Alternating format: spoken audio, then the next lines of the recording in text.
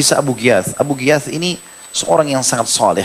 Zaman itu dulu tuh tinggal di Mekah. Orang miskin, susah sekali hidupnya. Tinggal bersama dia di rumahnya, kalau tidak salah 7 atau 9 wanita. Dia sendiri laki-laki, umurnya sudah 86 tahun. Yang ceritakan ini Imam At-Tabari dalam buku beliau. Beliau ceritakan khusus dan beliau memang menghadiri kejadian itu. Dia tiap hari bekerja, apa yang dia dapat dia kasih makan. Ada ibunya, ya, kemudian ada 4 anak perempuannya, ada istrinya dan ada 2 saudara perempuannya. Ya, jadi ibunya sama 4 anak perempuan berarti 5, istrinya berarti 6 sama 2 saudarinya. Ya, kurang lebih 8 orang, 8 atau 9 orang wanita. Maka sama dia 8 orang betul, sama dia 9 orang yang harus dinaungi di situ. Satu waktu masuk Ramadan, bulan pertama, hari pertama Ramadan mereka tidak punya makanan apa-apa. Maka kata istrinya, wahai Abu Ghiyath, kita kemarin sahur sama buka puasa, nggak ada apa-apa. Satu kurma kadang-kadang kita rame-rame makan. Gitu. Nggak ada, keluarlah cari makanan. Hari ini hari kedua Ramadan, miskin, nggak ada makanan sama sekali. Kata Abu Ghiyath, baiklah, saya coba keluar. Dia jalan sepanjang Ramadan, tapi 86 tahun tidak ada orang yang bekerjakan. Jadi dia jalan sampai dia duduk keluar dari kotanya dia duduk di sebuah bawah pohon, sambil duduk sambil dia merenung. Kalau saya meninggal dunia, saya meninggalkan 8 orang wanita, siapa yang akan menaungi mereka? 4 anak perempuannya, kemudian orang tuanya, kemudian juga 2 saudarinya, istrinya. Tapi mungkin dengan itu saya lepas tanggung jawab. Lalu dia mengatakan, ya Allah, andai saja memang masih ada umur, berikanlah aku rezeki supaya mereka bisa makan. Gak sengaja tangannya dia, terus lagi berdoa begitu, terus tangannya ditaruh di sebelahnya. Dia pegang, ada seperti benda keras yang dia pegang sama dia. Dia lihat di gali-gali tanah, ada sebuah peti. Dan peti ini biasanya isinya emas. Diangkat sama dia terus digoyang-goyangin ada suara emas. Ini emas benar. Dibuka betul. Ada 1000 dinar emas. Ini banyak sekali. Kalau kita sekarang mungkin puluhan miliar. Jadi orang yang miskin sama sekali terus dapat tiba-tiba ini. Maka dia tiba-tiba berpikir, Alhamdulillah. Kalau begitu saya bisa hidupkan keluarga saya. Sekarang bisa ubah keadaan. Ini 7 turunan tidak habis-habis uang ini. Tapi tiba-tiba imannya berbicara. Lalu dia mengatakan dengan dirinya sendiri. Tapi ini adalah luqata. Luqata itu kayak harta yang ditemukan. Hukum syar'i, kalau disentuh, kita wajib iklankan sebulan. Kalau sebulan tidak ada yang punya, baru kita bisa ambil. Lalu dia berpikir, tapi saya sudah sentuh sekarang. Saya harus iklanin, gitu kan. Kalau saya iklanin pun 1 bulan, tunggu 1 bulan, anak istri saya makan apa? Percuma ada emas banyak, tapi nggak bisa gitu. Jadi bergejolak antara jiwanya ini, ambil nggak ya? Dia bilang dalam kisah ini, sempat terlintas bisikan syaitan, ambillah 1-2 dirham emas, pakai untuk kehidupanmu. Kau kan salah miskin, itu juga kau temukan. Nanti kalau ketemu orangnya baru kau sampaikan. Tapi dia bilang tidak demi Allah. Dia tetap bergejolak dan jiwa dia mengatakan tidak demi Allah. Allah mengharamkan, saya tidak akan mungkin makan haram. Dia pulang ke rumahnya, sore hari menjelang buka puasa dibungkus dengan bajunya yang memang baju itu sudah sangat tua dan cuma 1 lembar itu. Dia pulang ke rumah, dia ingin sembunyikan dari istrinya. Takut perempuan lihat emas ini gimana, apalagi miskin. Maka dia masuk ke rumahnya tapi istrinya lihat, istrinya tahu. Ada apa di situ hai Abu Ghiyath? Maka Abu Ghiyath mengatakan, ini nama istrinya Lubabah. Hai Lubabah, tidak ada apa-apa, ya, kecuali sesuatu yang aku temukan. Kata istrinya, apa itu? Mungkin kita bisa pakai buka puasa, ini menjelang buka puasa. Dia bilang, tidak demi Allah, gak bisa. Lalu kemudian kata istrinya, perlihatkan padaku. Ini dia cerita sama dia, saya temukan begini-begini. Rupanya was-was istrinya sama dengan was-was tadi pertama dia. Syaitan juga bisikin begitu. Ya kita kan susah, ini kan ditemukan. 1 dirham, 2 dirham, pakai buka puasa dulu. Baik ini. Kata Abu Ghiyath, tokoh kita yang luar biasa. Sudah 86 tahun, miskin, dapat emas. Apa yang dia bilang?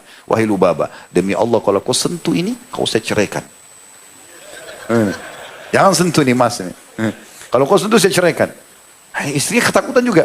Sudah tua, digalilah. Ini tempat cuma kita yang tahu. Gak ada yang boleh tahu. Orang tuanya ada yang gak boleh tahu. Ditutup situ. Besoknya, nanti mereka buka puasa apa adanya. Apa yang ada pada saat itu. Kalau salah dalam kisah ini disebutkan ada sisa minyak dengan roti kering. Mereka makan ber9 orang ini. Besok pagi gak ada makanan sahur berpuasa. Hari ketiga, dia jalan dekat Masjid Haram. Rupanya ada 1 orang dari Khurasan. Orang kelihatan dari Irak, Iran sana. Dan lagi naik ke atas sebuah batu dekat Masjid Haram, lalu teriak-teriak, wahai jemaah haji, waktu itu lagi musim haji. Wahai jemaah haji, aku kehilangan 1 peti emas, isinya 1000 dinar emas. Siapa yang menemukan, tolong kembalikan, semoga Allah lipat gandakan pahalanya. Abu Ghiyath tahu, ini yang dia temukan. Lalu Abu Ghiyath bilang, wahai Khurasani, saya orang Khurasan. Kalau seandainya ada orang yang temukan, kok kasih imbalan gak? Kata Khurasan itu, dia panggil, ya Abah, ya Abah ini ayah. Karena orang sudah tua kan. Kira-kira berapa dia minta balasan? Kata Abu Ghiyath, setengahnya. Kata orang itu Khurasan, tidak demi Allah. Kami kembalikan urusannya kepada Allah. Gak mungkin setengah gitu. Maka Abu Ghiyath mau kembalikan. Dia gak boleh dapat apa-apa. Sekarang mau buka puasa, hari ketiga gak ada makanan. Gitu kan. Dia pulang ke rumahnya dulu. Dia bilang sama istrinya, wahai Lubabah, saya sudah temukan pemiliknya. Kita harus kembalikan. Kok tidak minta imbalan? Saya sudah tanyakan. Tapi dia tidak mau. Berapa kau minta setengahnya? Baik, coba kembali temui dia. Minta berapapun. 10 dinar saja. Gak apa-apa. Kembali lagi Abu Ghiyath ini, keesokan harinya. Begitu kembali, orang itu naik lagi di atas batu, teriak lagi, wahai muslimin, jemaah haji, siapa yang temuin kotak emas saya, 1000 dinar, saya akan mendoakan supaya Allah lipat gandakan pahalanya. Abu Ghiyath bilang lagi, wahai Khurasan, berapa, kok nggak kasih imbalan orang yang temukan? Kata orang itu lagi, berapa kau minta? Atau berapa dia minta? Dia tidak tahu kalau orang itu. Kata dia 10 dinar. Dari 1000 dinar, kan 10 dinar kecil gitu. Orang Khurasan bilang, nggak bisa. Kita kembalikan urusannya sama Allah. Gitu. Abu Ghiyath ini 10 dinar pun tidak mau, bakhil benar. Dia pulang lagi ke rumahnya. Wahai Lubabah, 10 dinar pun tidak mau. Kembalilah bilang, walaupun 1 dinar. Minta 1 dinar saja. Besok lagi dia pergi hari ketiga. Orang itu ternyata naik lagi di batu yang sama. Wahai jemaah haji, siapa yang temukan uang saya, tolong kembalikan 1000 dinar. Kata Abu Ghiyath, apa kau tidak berikan imbalan orang yang dapat? Berapa dia mau, hai ayah? 1 dinar. 1 dinar itu pun, kata Abu Ghiyath, dia beri setengah dinarnya, dia belikan air minum untuk berikan minum jemaah haji, setengahnya juga dia pakai untuk kebutuhan keluarganya. Kata orang Khurasan, tidak demi Allah. 1 dinar pun tidak mau. Abu Ghiyath serba salah, pulang ke rumah, 1 dinar pun dia tidak mau. Jadi bagaimana? Kata istrinya, ambil saja sebagian. Ya, ambil karena ini kau temukan. Dia bilang, nggak bisa demi Allah. Hukum syar'inya dengan penuh keyakinan nih, miskin susah. Negosiasi sama istri, dia bilang tidak bisa. 1 dirham pun tidak halal buat kita. Saya akan kembalikan. Dia kembalilah setelah itu kepada orang Khurasan. Dia mengatakan, saya sudah temukan ya, orang yang menemukan kotakmu itu. Ikutlah dengan saya. Ikutlah orang Khurasan ini. Sampai ke jalan. Nah kebetulan Imam Tabari yang menceritakan ini, waktu itu umurnya masih 20 tahunan, belum jadi ulama. Setelah itu dia jadi ulama besar. Dia ceritakan. Dia bilang saya ikut. Karena saya lihat dari awal nih hari pertama, hari kedua, dia tahu kisah ini. Makanya dia ceritakan. Dia bilang hari terakhir, hari keempat, ikutlah orang ini. Kami datang ke satu rumah, atapnya mau rubuh. Dindingnya dari tanah liat. Di dalam begitu kami masuk dengan orang tua ini, Abu Ghiyath ini, masuk, saya bilang, wahai orang tua, ikutkan saya. Saya dari awal ikuti kisahmu ini. Kata dia, baiklah, masuklah. Begitu masuk, duduk. Dia bilang, kami tidak temukan. Tidak ada kendi minuman, nggak ada perhiasan, tidak ada kursi, nggak ada, duduk di tanah. Lalu kata Abu Ghiyath, saya akan keluarkan kotaknya. Dikeluarkan legal, dikeluarkan kotaknya. Inilah kotak kau yang saya temukan. Dan saya kemarin yang minta imbalan karena sebagaimana kau lihat, keadaan saya susah sekali seperti ini. Maka saya mau minta imbalan gitu. Tapi saya minta setengah, kau nggak mau, 10 dinar kau nggak mau. Dia bilang, ya sudah ambillah, ini punya kau. Kata Abu Ghiyath, Tabari mengatakan, orang itu buka kotaknya, dia lihat, dihitung sama dia. Betul 1000, gitu kan. Tidak ada kurang satupun. Lalu tiba-tiba dia angkat, ditaruh di pundaknya, dia pergi. Terima kasih pun enggak.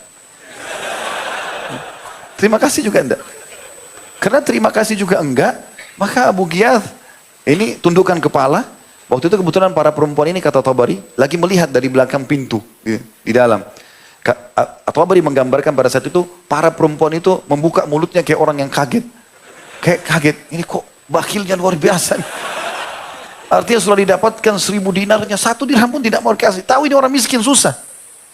Maka akhirnya Abu Ghiyath mengatakan kepada At-Tabari gitu kan.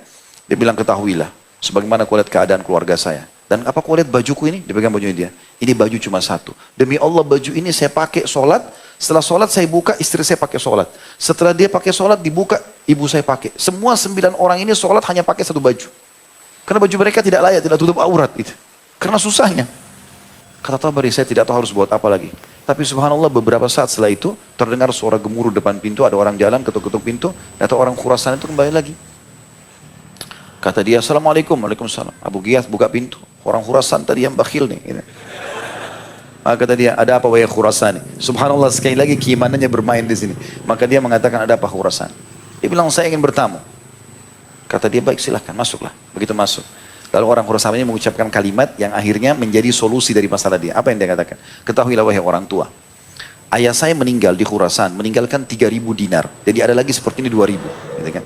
Dan dia titip pesan, pada saat dia mau meninggal, 1000 dinarnya, saya bagi dengan ahli waris yang lain, 1000 dinarnya itu diberikan kepada seseorang yang satu orang yang susah, ya, yang kau anggap susah kasih semuanya. Jangan bagi-bagi ke orang banyak. 1.000 dinar lagi kau pakai pergi haji. Pergi haji untuk biaya hidupmu sana untuk cari orang susah itu. Dan selama perjalanan saya tidak temukan orang yang berhak seperti anda ini. Ditaruh uang itu sama dia, inilah uangmu, ambillah. Lalu orang Khurasan itu lari. Gitu kan. Dikatakan oleh Tabari, dia lari. Kemudian dikejar, kata Tabari, saya coba mengejar sama Abu Ghiyath, tidak kelihatan, orang itu sudah hilang. Maka Abu Ghiyath pun tersenyum. Lalu mengatakan, subhanallah yang telah mendatangkan rezekinya. Lalu dia mengatakan, wahai Lubaba, ternyata Allah sudah mencatatkan rezeki ini buat kita. Ambillah. Lalu kemudian disuruh duduk semua. Kata Imam Tabari, semua duduk. 9-9-nya duduk, ya 8-nya duduk, perempuan itu. Lalu Abu Ghiyath dan kata Tabari, saya pun disuruh duduk di sebelahnya. Lalu mulailah Abu Ghiyath membagi-bagi, lempar satu-satu koin. Ya. Kan mereka berarti 10 orang, 9 sama Abu Ghiyath sama Tabari. Jadi bagi 10. Semuanya masing-masing dapat 100 dinar. 100 dinar. 100 dinar ini banyak sekali. Masih terhitung ratusan juta kalau kita sekarang gitu kan. Dibagi semua. Setelah itu mulailah mereka pada keluar, beli makanan segala macam gitu kan. Lalu kata pada saat mereka lagi menjelang buka puasa, Tabari ditahan oleh Abu Ghiyath. Kamu buka puasa bersama kami. Buka puasa lah. Dia bilang makanannya enak, tiba-tiba baju sudah berubah, ada wangi-wangian di rumah gitu kan.